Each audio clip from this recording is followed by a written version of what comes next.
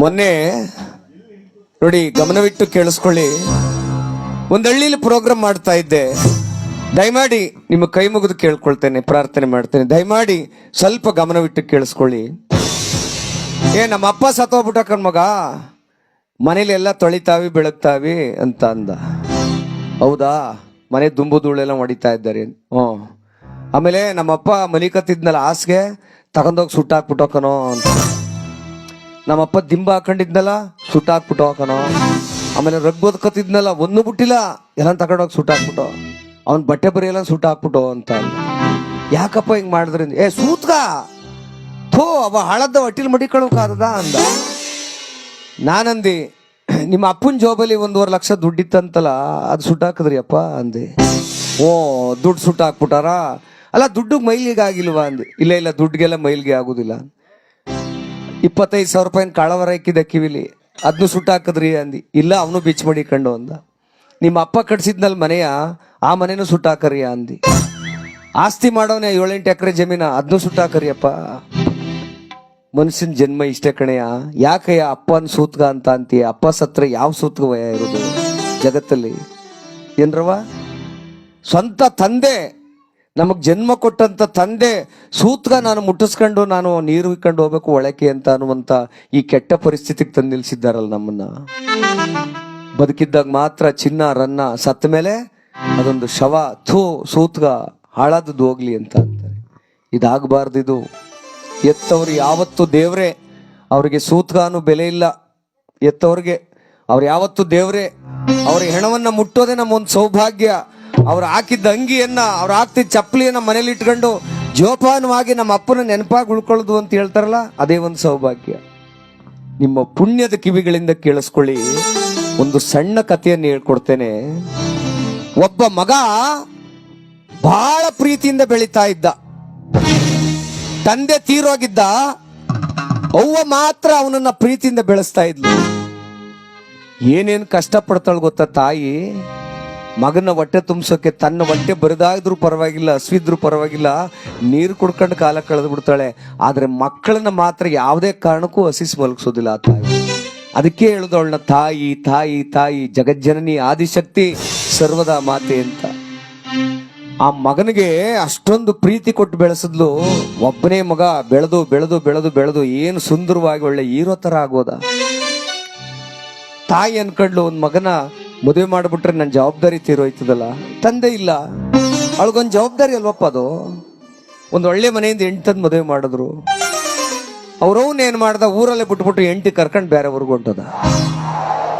ಯಜಮಾನ್ರು ಹೇಳಿದ್ರು, ಲೋ ನಿಮ್ಮವ್ವ ಒಬ್ಳೆ ಅನ್ನ ಬೇಯಿಸ್ಕೊಂಡು ತಿನ್ನೋಕಾದ್ದೇನೋ, ವಯಸ್ಸಾಗದೆ ಕಷ್ಟಲ್ಲ ಅವಳೆ. ಇಲ್ಲ ಇಲ್ಲ ಇಲ್ಲ, ನನ್ನ ಹೆಂಡ್ತಿನೂ ಕೆಲ್ಸಕ್ಕೆ ಹೋಯ್ತಾಳೆ, ನಾನು ಕೆಲ್ಸಕ್ಕೆ ಹೋಯ್ತೀನಿ. ನಮ್ಮವ್ನ ಯಾರು ನೋಡ್ಕೊಂಡರು? ಮನೇಲಿ ಗಲೀಜ್ ಮಾಡ್ಕೊಬಿಟ್ರೆ ನಮ್ಮವ್ವ ಹೆಚ್ಚು ಕಮ್ಮಿ ಆದ್ರೆ ಯಾರು ನೋಡ್ಕೊಂಡರು? ಆಮೇಲೆ ಇವಳು ಸುಮ್ಮನೆ ಇರುದಿಲ್ಲ, ನಾವೆಲ್ಲ ಅಫಿಷಿಯಲ್ಲು, ಬಾಯಿಗೆ ಬಂದಂಗೆ ಮಾತಾಡ್ತಾಳೆ ಅಂತ. ಅವಳು ಬಾಯಿಗೆ ಬಂದಂಗೆ ಮಾತಾಡಿದ್ರೇನೆ ಅಮೃತ ಇದ್ದಂಗೆ ಅದು. ಅವ್ರ ಕೈ ಕೊಳೆಯಾದದಕ್ಕೆ ನಾವು ಇಷ್ಟೊಂದು ಒಳ್ಳೆ ಬಟ್ಟೆ ಹಾಕೊಂಡಿರೋದು. ಅವರ ಕೈ ಕಾಲು ಕೆಸರಾದದಕ್ಕೆ ಇವತ್ತು ಇಷ್ಟೊಂದು ಚೆನ್ನಾಗಿ ಅನ್ನ ಉಣ್ಕೊಂಡು ನಿಂತಿರೋದು ನಾವು. ಏನಣ್ಣ ಸತ್ಯ ತಾನೆ? ಅಪ್ಪ ಅವನ ಕೈ ಕಾಲು ಕೆಸರಾದದಕ್ಕೆ ನಾವು ಬಾಯಿ ತುಂಬ ಮೊಸರು ತಿಂತಾ ಇರೋದು. ದೂರ ಹೊಟ್ಟೋದ್ರು. ಅವರವ್ವ ಮನೆಯೊಳಗೆ ಇಲ್ಲೇ ಸೇರ್ಕೊಂಡ್ಲು. ಎಷ್ಟು ದಿನ ಗಂಟ ಅಂತ ನೋಡ್ತಾಳೆ. ಯಾರೋ ಕರ್ಕೊಂಡೋಗಿ ಅಮ್ಮನ್ನ, ಯಾರು ದಿಕ್ಕು ದೇಶ ಇಲ್ಲ. ಮಗ ಫೋನ್ ಮಾಡೋದು ಬಿಟ್ಟ. ಕೇಳಿಸ್ಕೊಳ್ಳಿ, ದಿಕ್ಕು ದೇಶ ಇಲ್ಲ. ಏನ್ ಮಾಡಿದ್ರು, ತಗೊಂಡೋಗಿ ಒಂದು ವೃದ್ಧಾಶ್ರಮಕ್ಕೆ ಬಿಟ್ಬಿಟ್ರು ಆ ತಾಯಿನ. ದಿನ ಕಣ್ಣೀರು ಹಾಕೋಕ್ ಶುರು ಮಾಡಿದ್ಲು.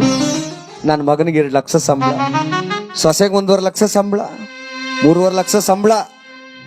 ಏನು ಮನೆಯ 36 ಚದರಕ್ಕೆ ಮನೆ ಕಟ್ಸವನೆ, ನನಗೊಂದು ಸಗಲ ಜಾಗ ಕೊಡದೆ ಹೋದ್ನಲ್ಲ ಅಂತ ದಿನ ಹೊರ್ಗೋಕ್ ಶುರು ಮಾಡಿದ್ಲು. ಮಗ ಏನ್ ಮಾಡ್ದ, ಪ್ರತಿ ವರ್ಷ ಅವನು ಹುಟ್ಟದ ಹಬ್ಬದ ದಿನ ಅವ್ರ ಅವನಿಗೊಂದು ಹೂ ಕೊಡಿಸ್ತಿದ್ದ ಊರಲ್ಲಿದ್ದಾಗ. ಅದೊಂದು ಅಭ್ಯಾಸ, ಒಳ್ಳೆ ಅಭ್ಯಾಸ ಇಟ್ಕೊಂಡಿದ್ದ. ಒಂದಿನ ಏನಾಯ್ತು, ಅವನು ಹುಟ್ಟದ ಹಬ್ಬ ಬಂತು. ದೂರದಲ್ಲವನೇ ಕೆಲಸದ ಒತ್ತಡವೇನೋ ಅಥವಾ ಹೆಂಡತಿ ಬೋಯ್ತಾಳೆ ಅಂತಲೇ ಊರಿಗೆ ಹೋಗಕ್ಕಾಗೋದಿಲ್ಲ. ಪೋಸ್ಟ್ ಆಫೀಸ್ಗೆ ಹೋದ. ಸ್ವಾಮಿ ಕೊರಿಯರ್ ಮಾಡಿ ಅಂದ.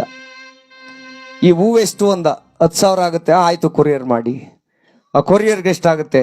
ಅದೊಂದು 5,000 ರೂಪಾಯಿ ಆಗುತ್ತೆ. ಆಯ್ತು ಕೊರಿಯರ್ ಮಾಡಿ ಸ್ವಾಮಿ. ನಾಳೆ ಬೆಳಿಗ್ಗೆ ನಮ್ಮ ಅವನಿಗೆ ಇದೊಂದು ಹೂ ಕೊಟ್ಬಿಡಿ ಸ್ವಾಮಿ ಅಂತ ಹೇಳಿ. ನೋಡು, ತಾನು ತಗೊಂಡೋಗಕ್ಕಿಲ್ಲ. ಗಮನವಿಟ್ಟು ಕೇಳಿಸ್ಕೊಳ್ಳಿ. ಯಾರಾದ್ರೂ ನಾವು ತಾಯಿ ತಂದೆಯರನ್ನ ಕಡೆಗಣಿಸಿದ್ರೆ ಕೊನೆಗಾಗೋ ಪರಿಸ್ಥಿತಿ ಎಂತದ್ದು ಅನ್ನೋದಕ್ಕೆ ಇದೊಂದು ಉದಾಹರಣೆ. ಆಯ್ತು, ದುಡ್ಡು ಕೊಟ್ಬಿಟ್ಟು ಬೆಳಿಗ್ಗೆ ತಲುಪಿಸ್ಬಿಡಿ ಅಂದ್ಬಿಟ್ಟು ಹೊರಗಡೆ ಬರ್ತಾ ಇದ್ದ ಹೂವಿನ ಅಂಗಡಿಯಿಂದ ಒಂದು 8 ವರ್ಷದ ಹೆಣ್ಣು ಮಗು ಅಂಗಿಯೆಲ್ಲ ಹರಿದೋಗಿದೆ, ತಲೆ ಕೂದಲೆಲ್ಲ ಮಾಸೋಗಿದೆ, ಕುಂತ್ಕೊಂಡು ಭಿಕ್ಷೆ ಬೇಡ್ತಾ ಇತ್ತು. ನೋಡಿ, ಆ 8 ವರ್ಷದ ಮಗು ಭಿಕ್ಷೆ ಬೇಡ್ತಾ ಇದೆ. ಅವನು ಬಂದ, ಯಾಕಮ್ಮ ಭಿಕ್ಷೆ ಬೇಡ್ತಾ ಇದೆಯಾ? ಅಂಕಲ್, ನಾನು ಭಿಕ್ಷೆ ಬೇಡ್ತಾ ಇಲ್ಲ, ಒಂದೇ ಒಂದು 10 ರೂಪಾಯಿ ಕೊಟ್ರೆ ನಮ್ಮ ಅವನಿಗೊಂದು ಗುಲಾಬಿ ಹೂ ಕೊಡ್ಬೇಕು ಅಂತ. ಎಷ್ಟು ಜನಕ್ಕೆ ಬರುತ್ತೆ ಸ್ವಾಮಿ ಈ ಪ್ರೀತಿ? ಹುಟ್ಟದಬ್ಬ ಆಚರಿಸ್ಕೊಳ್ತೀವಿ ನಾವು, ರೋಡಲ್ಲಿ ನಿಂತ್ಕೊಂಡು ಕೇಕ್ ಕಟ್ ಮಾಡಿಸಿ ಎಣ್ಣೆ ಕೊಡೋದು ಬಾಡ್ ತಿಂದು ಹೂವು ಅಪ್ಪನಿಗೆ ಮನೇಲಿ ಏನಾರ ಹಾಳು ಬಿದ್ದೋಗ್ಲಿ ಬೆಳಗಾನ ಕುಡಿತೀವಿ ನಾವು. ಆದ್ರೆ ನಿಜವಾದ ಹುಟ್ಟದಬ್ಬ ಮಾಡಬೇಕಾದದ್ದು ತಾಯಿ ತಂದೆಗೆ. ಅವ್ರಿಗೊಂದು ಹೊಸ ಬಟ್ಟೆ ತಂದು ಅವ್ರು ಕೂರಿಸಿ ಪಾದ ಪೂಜೆ ಮಾಡಿ ಕೈ ಮುಗಿದ್ರೆ ಸಾಕು. ನಿಜವಾದ ಹುಟ್ಟದಬ್ಬ. ಕೇಕ್ ಕತ್ತರಿಸ್ಬೇಕಾಗಿಲ್ಲ, ದೀಪನ ಹಾರಿಸ್ಬೇಕಾಗಿಲ್ಲ, ತಾಯಿ ತಂದೆ ಪಾದದಲ್ಲಿ ಬಿದ್ದು ಅವ್ರಿಗೊಂದು ಹಣೆಯನ್ನು ಅವ್ರ ಪಾದಕ್ಕಿಟ್ಟರೆ ಸಾಕು. ಅದೇ ನಿಜವಾದ ಹುಟ್ಟದಬ್ಬ. ನನ್ನ ಮಾತಲ್ಲಿ ಏನಾದರೂ ತಪ್ಪಿದೆಯಪ್ಪ? ಯಾಕೆ ಅಂದ್ರೆ ತಾಯಿ ಸಾವಿನ ಮನೆ ಬಾಗಿಲಿಗೆ ಹೋಗಿ ಬರುವಂಥವಳು ಅವಳಿಗೆ ನಿಜವಾದ ಹುಟ್ಟದಬ್ಬ ಮಾಡಬೇಕು. ಇಲ್ಲಿ ಮಗ ಆ ಹೂನ ಕೊಟ್ಟು ಕಳ್ಸಕ್ಕೆ ತೀರ್ಮಾನ ಮಾಡ್ದ. ಹೊರಗಡೆ ಹುಡುಗಿ ಭಿಕ್ಷೆ ಬೇಡುವಾಗ, ಅಂಕಲ್ ನನಗೊಂದು 10 ರೂಪಾಯಿ ನನಗೆ ಹೂ ಕೊಡ್ತೀರಾ? ನಮ್ಮ ಅವನಿಗೆ ಹೂ ಕೊಡಬೇಕು ಅಂತ ಕೇಳಿತು. ಅವನೇನ್ ಮಾಡ್ದ, ನಮ್ಮ ಅವನಿಗೆ 15,000 ಕೊಟ್ಟಿನಿ, ಹುಡುಗಿಗೆ 100 ರೂಪಾಯಿ ಕೊಡೋಣ ಅಂದ. ಆ ಹುಡುಗಿ, ಬೇಡ ಸರ್, ಕೇವಲ 10 ರೂಪಾಯಿ ಸಾಕು. 10 ರೂಪಾಯಿ ಕೊಟ್ಟರು. ಯಾರ ಹುಡುಗ ಅಂಗಡಿಗೆ ಹೋಗಿ ಒಂದು ಗುಲಾಬಿ ಹೂ ತಕೊಂಡು, ಅಂಕಲ್ ಥ್ಯಾಂಕ್ಸ್, ನಾನು ಓಡೋಗಿ ಬರ್ತೀನಿ ಅಂತ ಹೇಳಿ ಓಡ್ತಾ ಇದೆ ಆ ಮಗು. ಇವ್ನಿಗೆ ಆಶ್ಚರ್ಯ ಆಯ್ತು. ನಾನು ನಮ್ಮ ಮನೆಗೆ 3-4 ಲಕ್ಷ ರೂಪಾಯಿ ಸಂಬಳ ಬರ್ತದೆ, ಒಂದಿನ ನಮ್ಮ ಅವನಿಗೊಂದು ತುತ್ತು ಅನ್ನ ತಗೋಕ್ ಕೊಡ್ಲಿಲ್ಲ, ಒಂದು ಹೂ ತಗೋಕ್ ಕೊಡ್ಲಿಲ್ಲ, ಬೇರೆಯವ್ರ ಕೈಲಿ ಕೊಟ್ಟು ಕಳಿಸ್ತಾ ಇದ್ದೀನಿ. ಆ ಹುಡುಗಿ ಅವ್ರ ಅವನಿಗೆ ಹೆಂಗ್ ಹೂ ಕೊಡ್ತದ ನೋಡ್ಬೇಕು ಅಂತೇಳಿ ಆ ಹುಡುಗಿ ಹಿಂದ್ಗಡೆ ಈ ಶ್ರೀಮಂತ ಯುವಕ ಓಡೋಡಿ ಹೋದ. ಆ ಹುಡುಗಿ ಊರನ್ನು ಬಿಟ್ಬಿಡ್ತು, ಕಾಡೊಳಗೆ ಓಡೋಗ್ತಾ ಇದೆ. ಒಂದು ದೊಡ್ಡ ಸ್ಮಶಾನ, ಎಣಗಳ ರಾಶಿ ಅಲ್ಲಲ್ಲಿ ಉರಿತಾ ಇದೆ. ಆಗ ತಾನೇ ಮಣ್ಣು ಮಾಡಿದಂತ ಒಂದು ಆ ಸಮಾಧಿ ಮುಂದ್ಗಡೆ ಹೋಗಿ ಆ ಮಗು ಮಂಡಿ ಉರ್ಕೊಂಡು ಆ ತಲೆಗೆ ಅವರವನ ಆ ಪಾದಕ್ಕೆ ನಮಸ್ಕಾರವನ್ನ ಮಾಡಿ ಆ ಗುಲಾಬಿ ಹೂನ ಆ ಗುದ್ದದ ಮೇಲಿಟ್ಟು, ಸಮಾಧಿ ಮೇಲಿಟ್ಟು, ಅಮ್ಮ ನೀನಿರುವವರೆಗೂ ಒಂದಿನ ನನಗೆ ಹಸುವಿನ ಬೆಲೆ ಏನು ಅಂತ ಗೊತ್ತಾಗ್ಲಿಲ್ಲ ತಾಯಿ. ಇವತ್ತು ಭಿಕ್ಷೆ ಬೇಡ್ಕೊಂಡು ನಾನು ಅಲ್ಲಿ ಇಲ್ಲಿ ಒಂದು ತನ್ನ ತಿಂತಾ ಇದ್ದೀನಿ. ನನ್ನ ಕಡೆಯಿಂದ ಪ್ರತಿದಿನ ನನಗೆ ಹೂ ಮುಡಿಸ್ತಿದ್ದಲ್ಲವ ನೀನು. ಈ ಹೂವನ್ನ ಯಾರೋ ಪುಣ್ಯಾತ್ಮ 10 ರೂಪಾಯಿ ಕೊಟ್ಟ ಹೂ ಬಿಟ್ಟಿದ್ದೀನಿ ಕಣವ. ನಾನು ಹಿಂದ್ಗಡೆ ನಿಂತ್ಕೊಂಡು ನೋಡ್ತಿದ್ನಲ್ಲ, ಶ್ರೀಮಂತ ಯುವಕನ ಕಣ್ಣಲ್ಲಿ ಧಾರಾಕಾರವಾಗಿ ನೀರು ಸುರಿತಾ.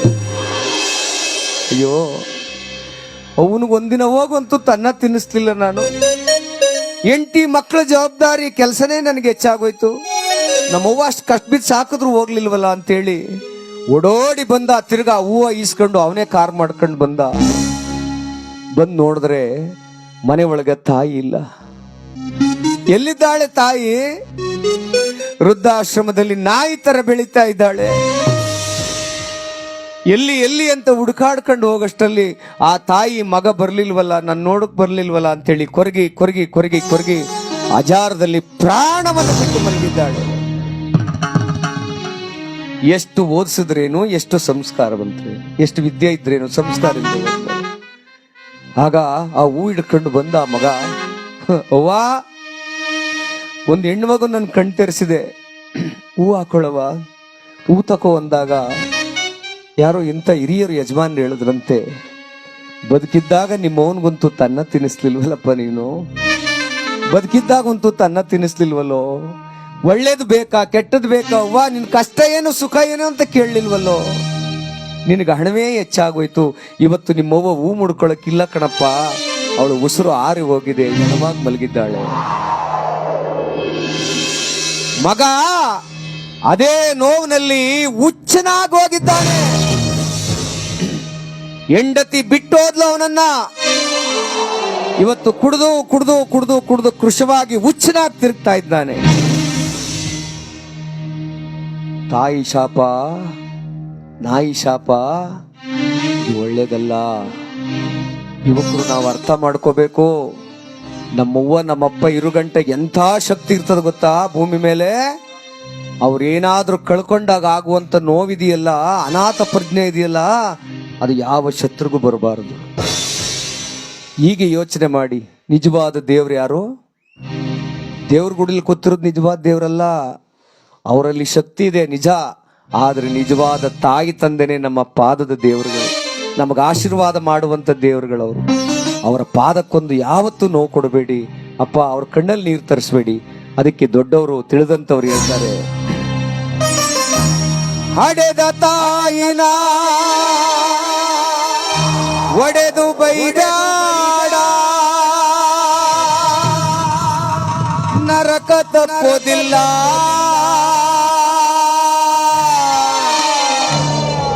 ತಂದೆ ತಾಯಿನ ಪ್ಯಾರೆ ಇಡಬ್ಯಾಡ, ದೇವರೊಪ್ಪೋದಿಲ್ಲ. ನಿಮ್ಮ ದೇವರೊಪ್ಪೋದಿಲ್ಲ.